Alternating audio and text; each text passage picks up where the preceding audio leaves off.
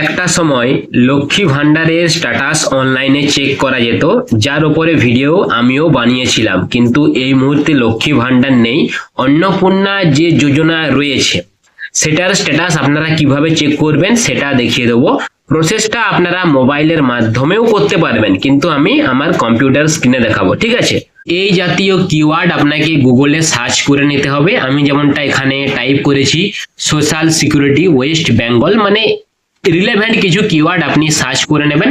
তারপর এখানে official website চলে আসবে socialsecurity.wb.gov.in। আমি এখানে ক্লিক করলাম, আর এই যে এই পার্টিকুলার ওয়েবসাইট থেকে অন্নপূর্ণা যোজনার যে স্ট্যাটাস রয়েছে সেই স্ট্যাটাস আপনারা চেক করতে পারবেন। এখানে এই মুহূর্তে ওয়েবসাইটটিকে চাইলে আপনারা ডে মোডে বা নাইট মোডে ভিউ করতে পারবেন, ঠিক আছে?